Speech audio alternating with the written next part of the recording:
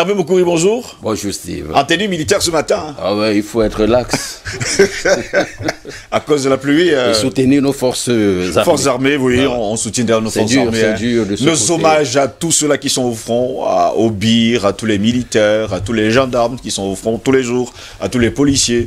Nous leur souhaitons d'ailleurs un bon week-end et surtout merci pour tout ce que vous faites pour notre nation. Ah, il faut le reconnaître. J'espère que vous également, vous n'êtes pas à la recherche de votre seconde épouse. Hein. Non, surtout pas encore, parce que, enfin, on ne dit jamais pas du tout, mais pas encore. Pas encore. Voilà. Bah, vous savez, vous savez, quand vous avez le cas de lui, Paul Fédé, dont vous faisiez allusion tout à l'heure, il a eu des enfants avec deux femmes différentes.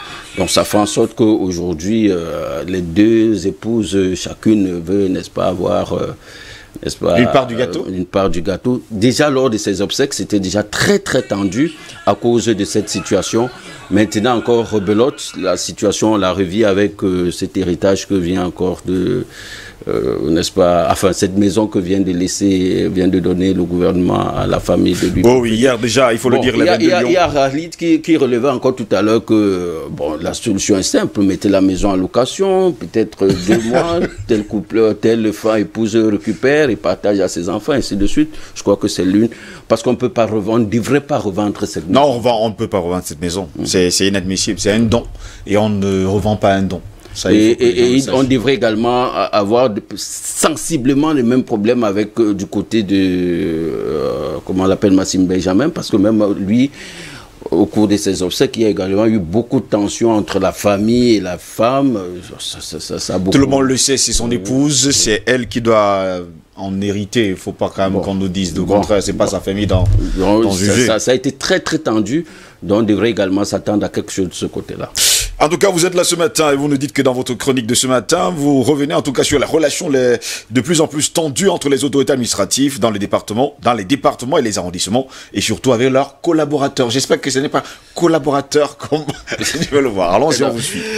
Le quotidien Mutation, dans sa parution du mercredi 26 août dernier, titré dans son style journalistique très ampoulé, il faut le reconnaître, la rue publique, la rue R-U-E, public. Oui. Le journal de Georges-Alain Boyomo s'appuyait sur le bras de fer qui oppose Hermine Patricia Njoya, maire de la ville de Fumban, au préfet du Noun. La paume de discorde porte sur le projet de recrutement et la formation en vue de la constitution d'une police municipale. Le maire a tout simplement entrepris de mettre sur pied ce service de police. Opposition ferme et farouche du préfet du Noun, sous prétexte que l'édile n'a pas reçu l'autorisation du ministre de la décentralisation et du développement local. Donc, cette initiative viole l'article 216 du Code général des collectivités territoriales décentralisées. Dans un ton empreint de défi, il faut le reconnaître, le maire de Fumban a rappelé à l'autorité préfectorale que la mise sur pied de ce service de police va se faire envers et contre tous. Et c'est clair.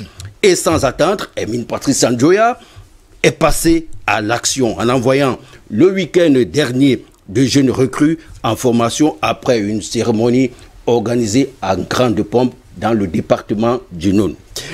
Une claque administrée à une autorité administrative, on va même dire une énième claque. Nous vous faisons grâce ici d'une synthèse d'humiliation déjà subie par les autorités administratives, particulièrement les préfets et les sous-préfets, et parfois leurs interventions à la limite du ridicule pour imposer l'autorité de l'État. Ils ont de plus en plus maille à partie avec leurs collaborateurs, vous l'avez relevé tout à l'heure, c'est-à-dire les maires, les chefs traditionnels, entre autres. On enregistre de plus en plus de conflits. Parce qu'ils sont les représentants de l'État dans les départements et les arrondissements, les préfets et sous-préfets ont en esprit qu'ils sont tout simplement tout puissants. Ils ont même réussi à le faire accepter au grand public. Mais si avant c'était réellement le cas, il faut reconnaître que les préfets et sous-préfets aujourd'hui ne peuvent pas être comparés aux autorités administratives ayant occupé la même fonction il y a 50 ans, on va même dire 20 ans. Ce système politique a évolué. La démocratie, bien que encore chancelante dans notre pays, a été instaurée. La mentalité, grâce à l'ouverture d'esprit, a permis de passer de l'obscurantisme à la lumière. Les autorités administratives ont encore du mal à se rendre compte, ou plutôt à s'apercevoir que l'ère de l'autocratie, de la bureaucratie est vraiment révolue. L'implémentation de la décentralisation avec la promulgation de la loi du 24 décembre 2019 portant code général des collectivités territoriales décentralisées affaiblit vraiment, il faut le reconnaître, le pouvoir et réduit le champ d'action des préfets et sous-préfets. Et ceci au détriment des élus. Depuis lors, il convient de le reconnaître et de le souligner, le transfert des compétences aux collectivités territoriales décentralisées, n'est-ce pas, donne aux élus locaux une position de force localement. Nous précisons bien sur le plan local. Voilà qui explique et justifie une sorte de compétition instaurée entre les maires d'un côté, les préfets de l'autre, en l'occurrence, les préfets et même sous-préfets en l'occurrence. Les exemples sautent à l'œil. Vous vous souvenez bien de cette affaire de Pouzelan en Djombe-Pendja, entre le maire de Djombe-Pendja et le préfet du Mungo. À Fumban, je venais de le relever encore tout à l'heure, entre le maire de Fumban et le préfet du Noun. Les domaines fonciers dans le sud et la région de l'Est, et la prise de bec le 30 décembre 2019 encore entre le délégué, l'ancien délégué du gouvernement de la communauté urbaine de Douala et le préfet du Vouri. Autant d'affaires, autant de prises de bec qui s'enchaînent. Attention, attention, nous ne disons pas ici que l'autorité administrative ne sert plus à rien, dont son pouvoir réduit à un simple faire-valoir. Non, surtout pas. Si la décentralisation a revisité les modalités, les relations entre l'État et les collectivités territoriales décentralisées, elle n'a pas régné toute forme de filiation de la loi. Car il faut le rappeler, la mission confiée aux préfets et aux sous-préfets repose sur les valeurs permanentes des services de l'État et surtout une clarification, il doit être très important, une clarification des rôles entre lui, le représentant de l'État, et les collectivités territoriales décentralisées, que sont très souvent les maires. C'est le problème que nous avons également. Vous avez souligné le problème un peu partout au Cameroun. On a également un autre cas qui est avéré du côté d'Union Ikele, le maire des Eka, qui a un gros problème avec la sous-préfecture. Juste parce que... Tout à fait, voilà aussi un cas récent d'ailleurs. Ça fait pas encore une semaine. Voilà. Et là, sur le coup, à cause de la casse communautaire. J'ai voulu un peu le relever, mais j'ai estimé que le papier serait très long. À cause de la casse communautaire. Il y a ça. Et laissez-moi vous dire que le sous-préfet vient avec la sonnette parce qu'il déclarait au fort que il faut payer l'électricité. Il faut vraiment que ça soit assez clair. Et moi, je ne comprends pas, il y a quelque chose qui se passe face à toutes ces prises de bec et autres bras de fer. Il y a un silence assez assourdissant du ministre de la décentralisation et du développement local. Par rapport à l'affaire de Djombe-Pendja, on est resté jusqu'ici. Voilà encore un autre problème sur la mise sur pied de la police, du service de la police municipale du côté du Noun.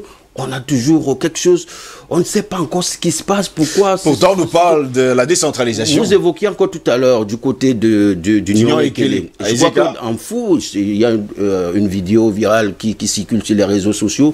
Également, le préfet de la Meufou à Famba ou à Kono, quelque chose comme ça, qui également a fait une descente sur le terrain et a demandé à un avocat, si vous avez suivi, de déguerpir parce qu'il n'avait pas le droit d'être à côté de son client.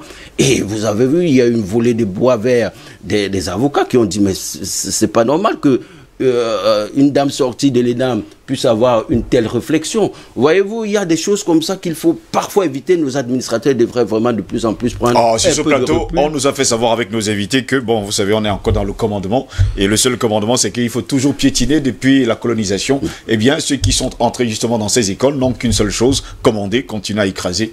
Et n'oublie pas, ils oublient en fait d'avoir une concertation. Ils oublient en fait de travailler avec les autres. De collaboration. Même s'il y a quelqu'un il y a la hiérarchie, mais je crois quand même que, et c'est ce que j'ai relevé encore tout à l'heure, la rue publique, et surtout les esprits ont évolué, parce que celui qui se sent dominé a toujours tendance à vouloir vous ridiculiser. Ouais. Alors, ridiculiser un préfet ou un sous-préfet, comme on a vu avec une dame du côté un chef traditionnel, elle avait raison. Oui. Mais maintenant, voyez-vous... quand vous voyez quand même le sous-préfet à ce moment-là, il est ridicule. Il est ridicule, voyez-vous. Déjà que la dame lui dit, si un temps tu es chef, traverse ici, voyez-vous, jusqu'à quel niveau on se retrouve déjà. Donc, ça c'est... Il faut pas qu'il a traversé. Non, il n'a pas, il a repris sa voiture, il a repoussé chemin. C'est aussi simple que ça. Vous ne savez pas ce que vous attendez. N'oubliez pas aussi qu'il y a des flèches, c'est un chef traditionnel quand même. Et vous savez, les zones obscures. Voilà. Je ne voulais pas le dire. Merci beaucoup, Hervé Bokori, d'avoir été là ce week-end. D'ailleurs, et ce vendredi pour cette chronique.